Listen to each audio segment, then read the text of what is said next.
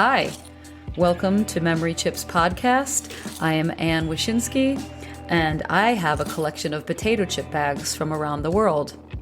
And every so often, I go through this collection, and a certain bag or bags will bring up memories of people, places, ideas, and I really want to share these with you. So if you please subscribe, you will never miss a bag.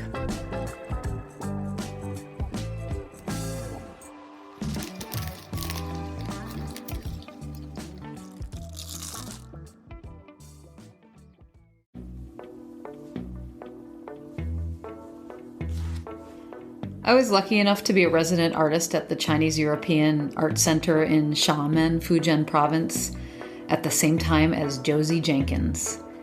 Josie is a painter whose subject matter is landfills and scrap heaps and other chaos.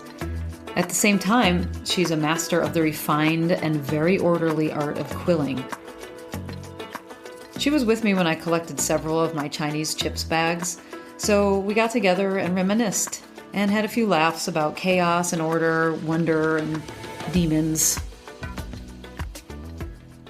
So you were talking about quilling, and I was thinking, do you think that it's possible to quill potato chip bags?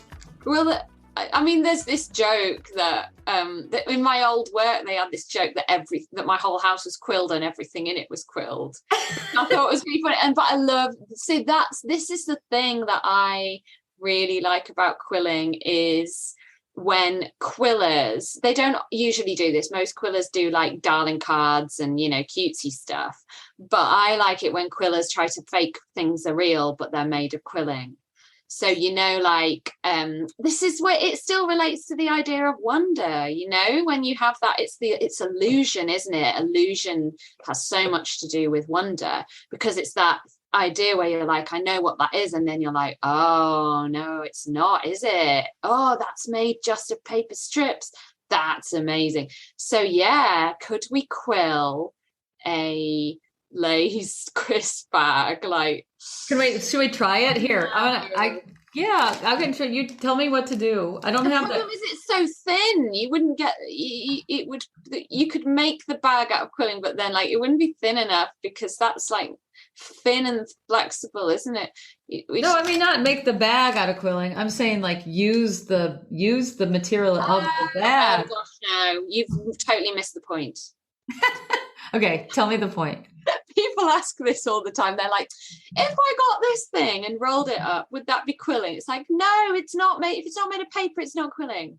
You do know in the Quilling Guild I would say we argue, we debate about these things all the time. On the committee, we have to debate about what is and what isn't quilling.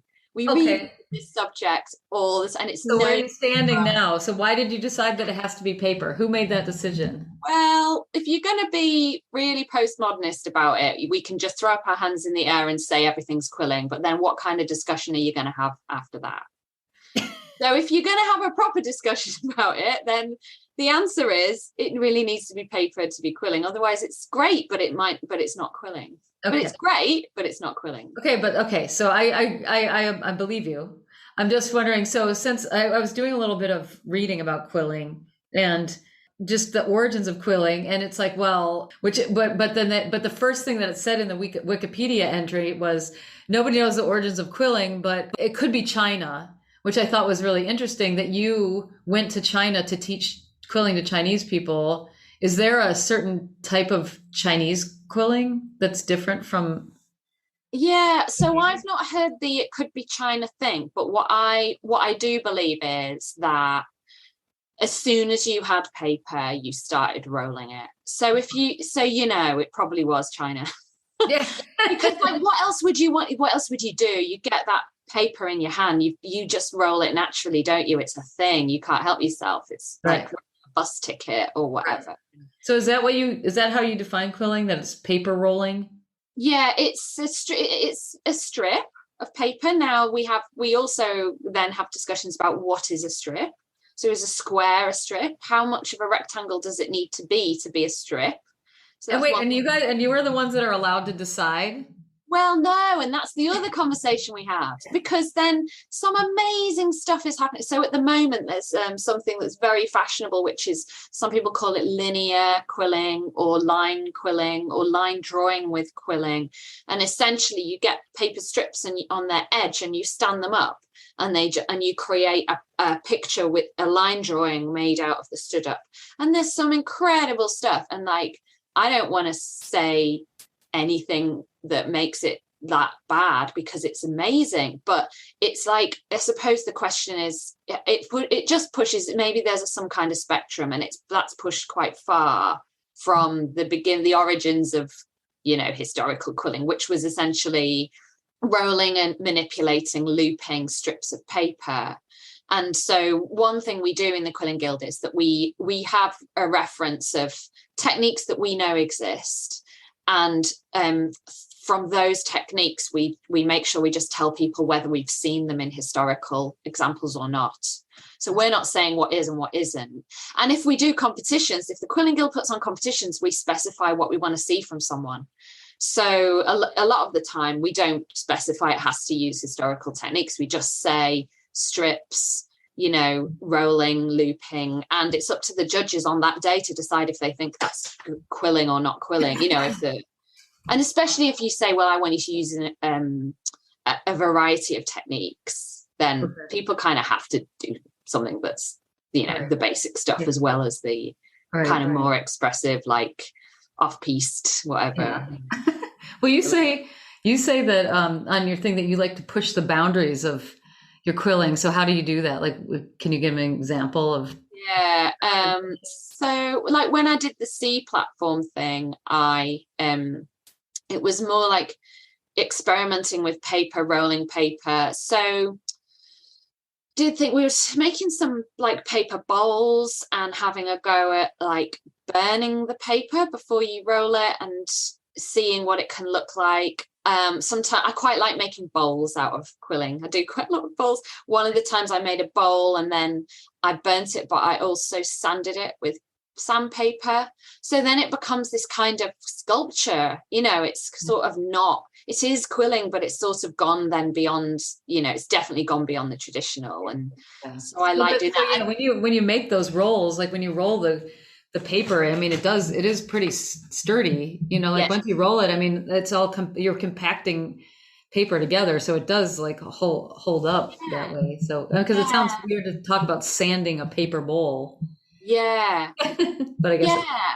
And like, you know, like the weight of the paper makes a difference as well. So if you make something small, like you've made a little bowl and then you say, oh, I want to do that again, replicate it, but big. The problem is you're rolling it with the same width paper and it doesn't transpose exactly the same big, because that's your issue. Because I decided I wanted to, like, I can make a chair. I thought, I can make a chair out of quilling. I just need to get some wallpaper. And then I was like, tried it. And I was like, you need millions of rolls of wallpaper, because the wallpaper in comparison, relatively speaking, is thinner than, you know, the paper that you're using to make the small versions. So, and then it's card. And then is it quilling? Because it's card. What is card? What is card? Well, it's paper. I mean, that's what I'm saying. Okay, so card isn't paper? Well, how thick does it get before you say it's not paper? What if the paper's made of just... Cardboard is made out of paper. You what? Cardboard is made out of paper. Yeah, you just called it cardboard. So you're not calling it paper. Is it paper or is it cardboard? Well, when you take it to the recycling, they recycle it with the paper. Do, that's right. Maybe it is okay to roll paper, but like, you know, like if paper's made of a tree, then is it okay to just roll up a tree? If paper's made of cotton, is it okay to roll up cotton? Yeah, I don't know. I would say yes. I'm gonna actually, while we're talking, I'm gonna start quilling this bag, which is made out of foil paper. I bet you're gonna do it. You're gonna do it. Yeah, I'm gonna try it. I mean, okay, maybe it's not really quilling, but you know. I don't have a thing. I only have this paintbrush. So, but do you remember when we were in China, and me and Arnie and Oscar, Arnie's oldest son when we went over to learn quilling from you in your apartment. Do you remember this? Yes, I do. And we were like, we're gonna get so good at it. We only did it one time. We did one lesson. We were like, we're gonna do this every night. And you were busy. You had your other painting and stuff. But do you remember we came up with like gangsta quilling names? Yeah. I think you were Ghostface Quilla.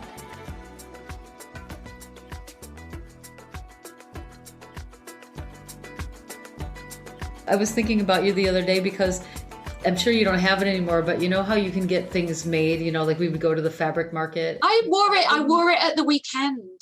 You wore that skirt that you had? It was a dress. And everyone always says that fits you perfectly. And I'm like, yeah, because it was made. It was literally made for me. Yeah. Well, I have my dress too, but it was made out of the same fabric that I think you had a skirt. You have a skirt and I have a dress. I think, I have a dress too. Isn't it? Or you have a dress, but it's a different cut. Yours goes in and mine goes out. But I wear it so much that it's like see-through. That's the one mine's the same, but it's a different cut. And what's really funny is now I would have that cut. You would? Yeah. So mine goes out more, yours goes in, but now I would buy that. So that's really funny because like I'm probably the age you were when you were in China. Exactly. So that's the difference, isn't it? Like my dress is probably not age appropriate anymore. So I think about you when I wear that dress, I think that about Josie and I have matching dresses. And but the thing is like, so one of the reasons why I collect these bags is because I have like a really bad memory.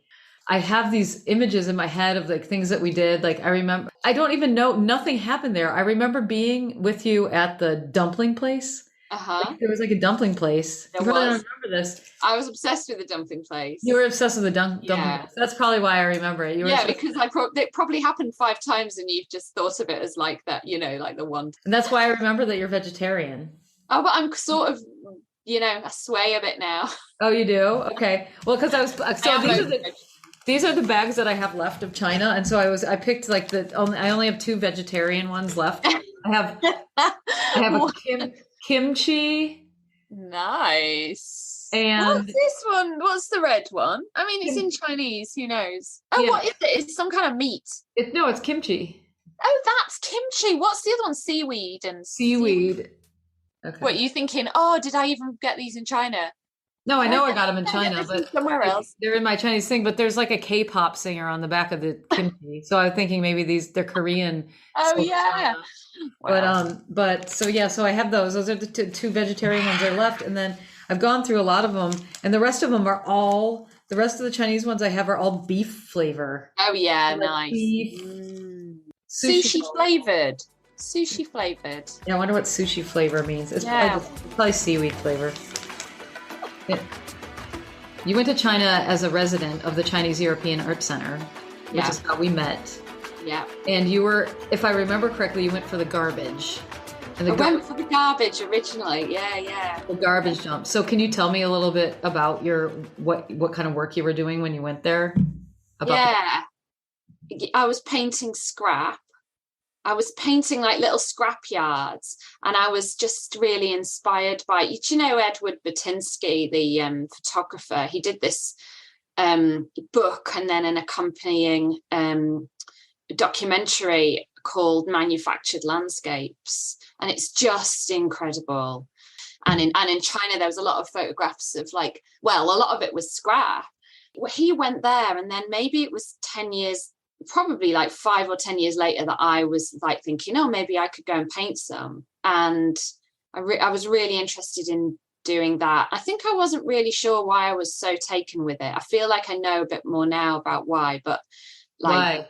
Well, because of, I suppose that broadly speaking, there's this human thing, like attraction to order and chaos and the harmony that can be created between the two, and scrap is, it's chaos, isn't it? But then there's the order there when there's multiples of the same thing. People love multiples of the same thing, so there's your order thing. You look at a sea of stuff and you think like, what is that? Or something to do with wonder. Like I've always been interested in wonder, and a lot of stuff that's wondrous is natural, but tons of stuff that's wondrous is man-made as well. It's like, how is it possible that someone has created that thing? So or that sea of stuff, this sea of stuff that we made.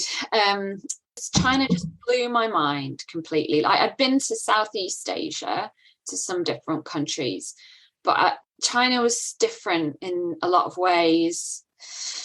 Yeah, it just totally blew my mind. And the things that I saw, just like what? The landscape.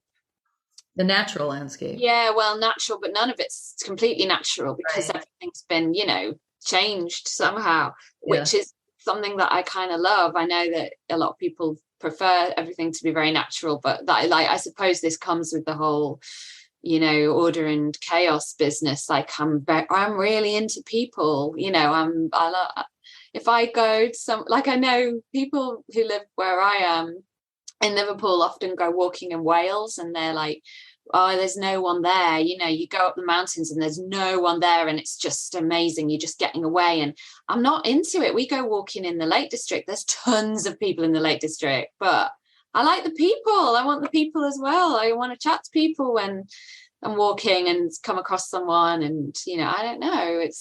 Well, don't you think there can be both? I mean, I think that's what the problem is in China, is that there is both. You have a natural landscape and you have people everywhere. I think that what the problem is that it's a little bit out of balance, their usage of, and ours everywhere. I mean, I'm just saying in China, I'm saying like everywhere is that there's like sort of an unequal balance of chaos and order. Well, for me, I've made this connection between the quilling and the garbage. I have to, like, on a personal note, you say that you like people and you like these man-made things and you love looking at this order and chaos and the juxtaposition between the order and chaos.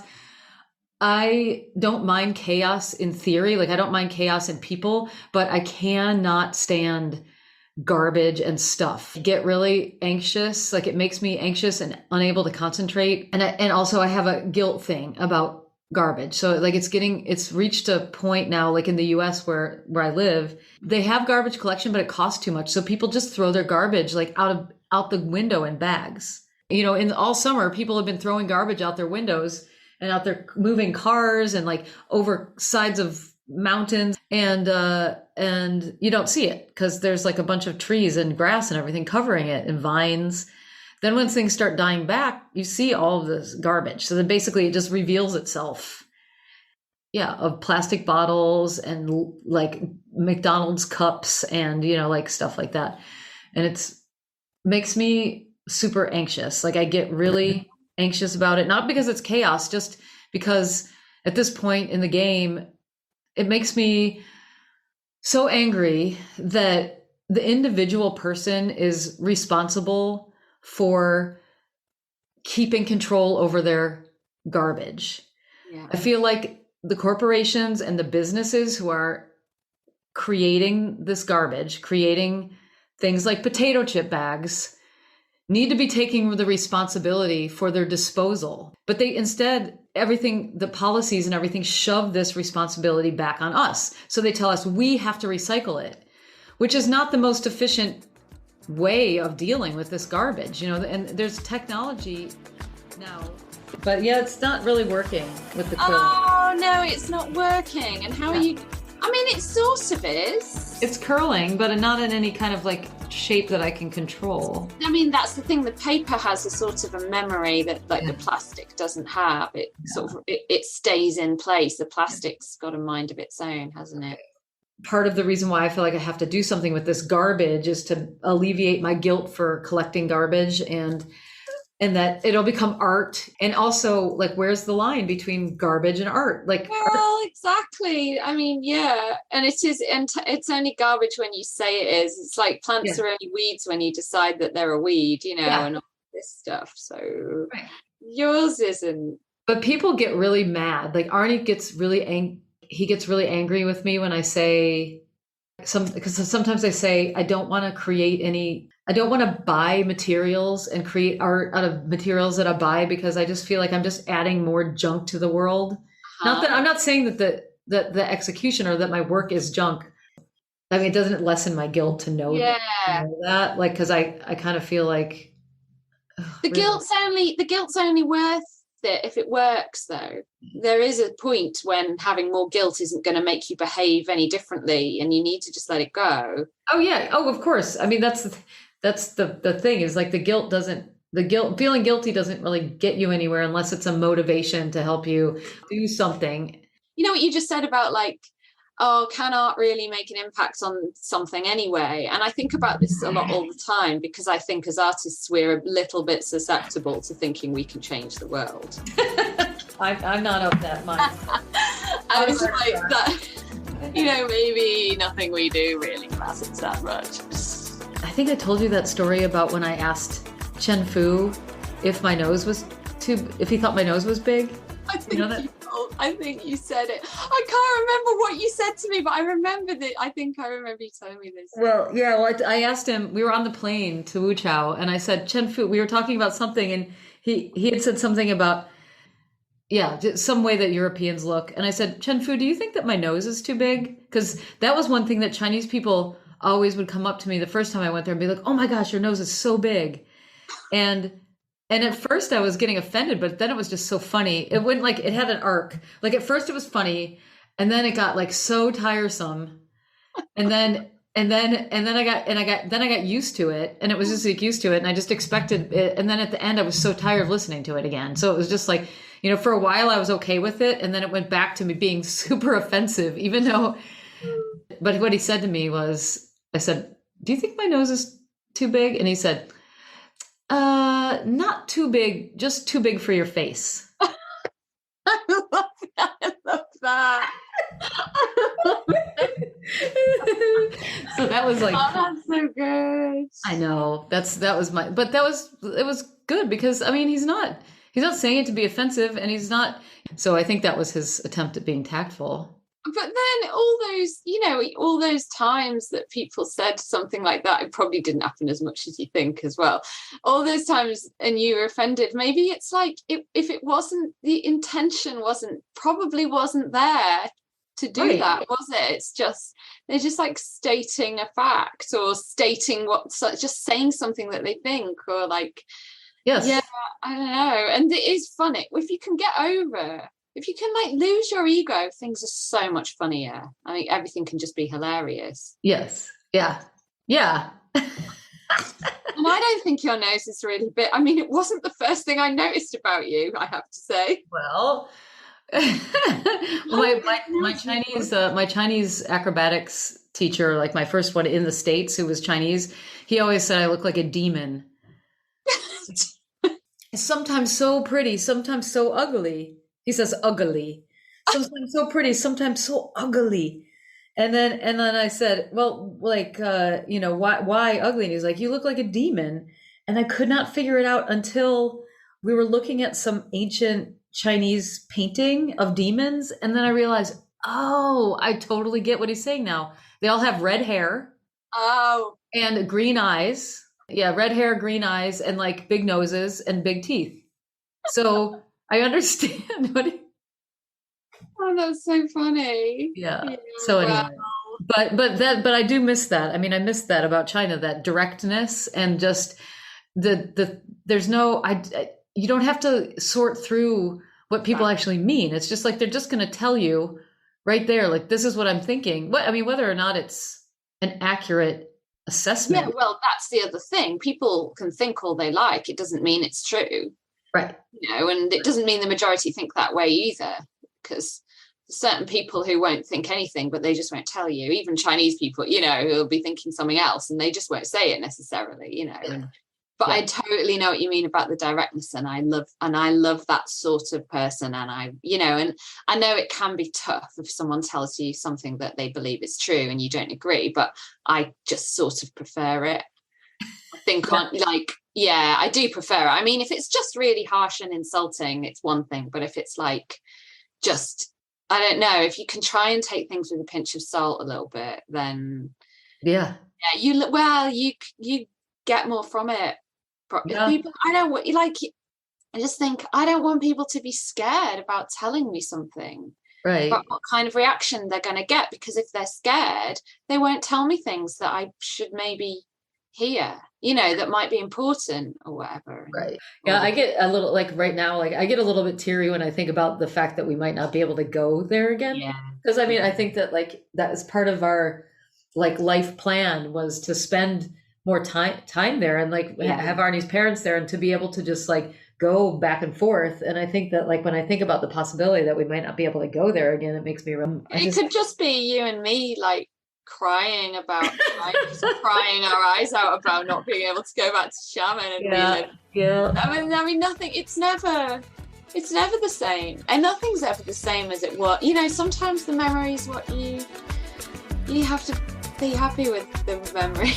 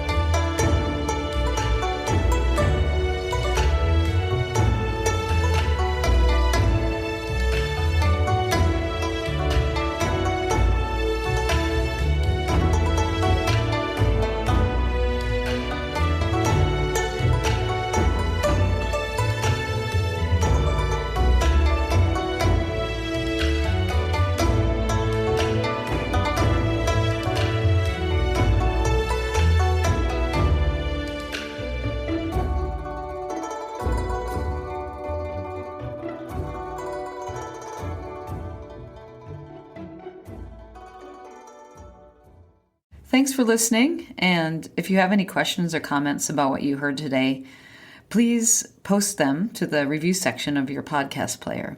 So if you use Apple Podcasts, you click on the show thumbnail and scroll down to leave a review. And then whatever happens after that is up to you, but hopefully it's nice. You can also leave posts on Instagram at @MemoryChipsPodcast.